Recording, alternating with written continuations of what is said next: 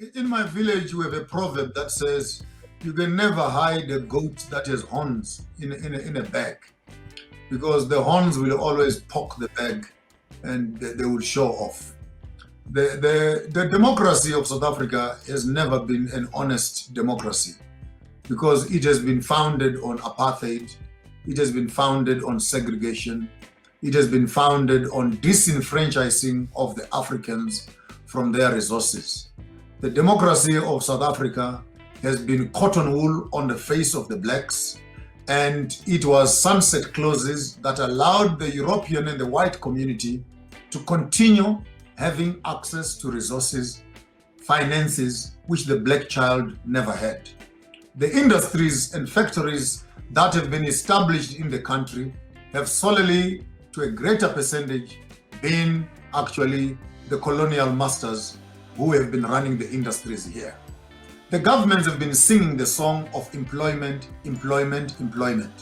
They have not started talking the language of ownership, ownership, and ownership. At the end of the day, the South African is eating what he does not consume, and he is consuming what he is not making. So the gap between the poor and the rich has constantly been widening.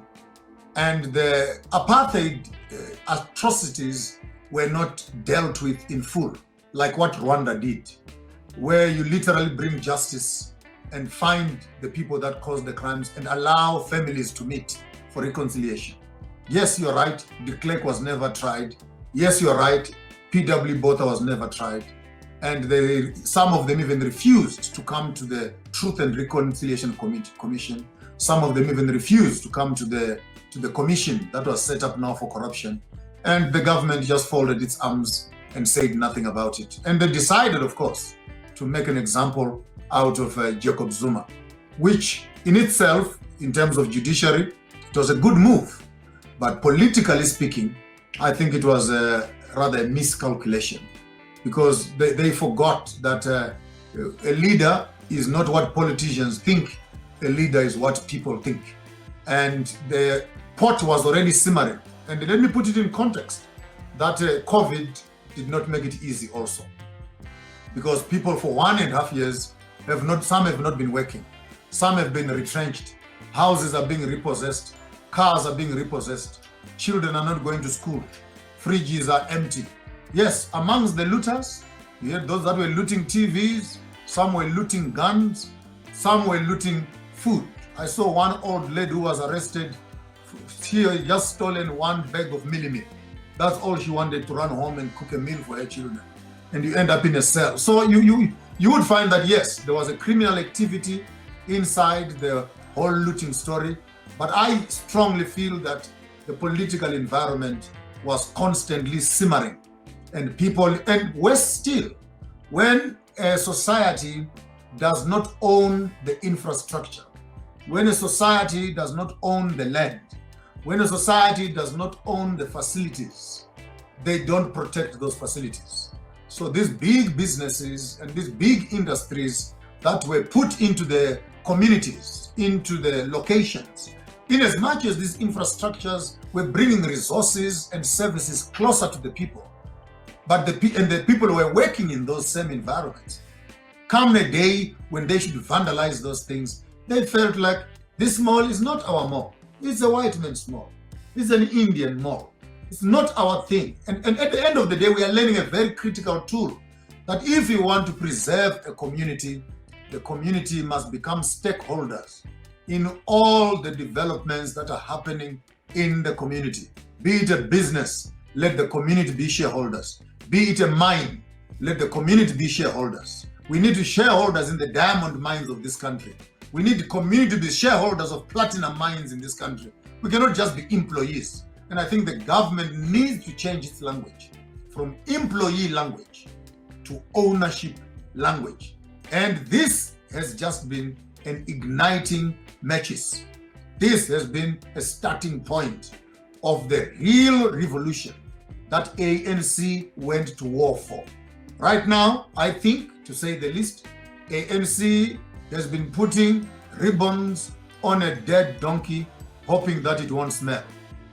But unfortunately, the smell is getting stronger and stronger. That the dead donkey looks so beautiful, but it is dead. And people are saying, let's bury this constitution with these colonial connotations that are in it.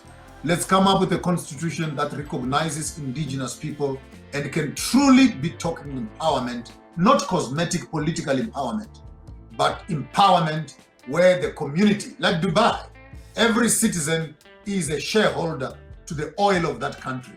Why can't every South African be a shareholder to the resources of their country? So goes for Zimbabwe, so goes for Congo, so goes for Gambia, so goes for Nigeria. That a few petrol oil lords cannot be enjoying the benefits on behalf of the whole country. It must be simple. How many reserves of oil do we have? We have 18 trillion. Good. How many are we? We're 150 million. Divide by 18 trillion. Each one of our member is worth so much. That's value.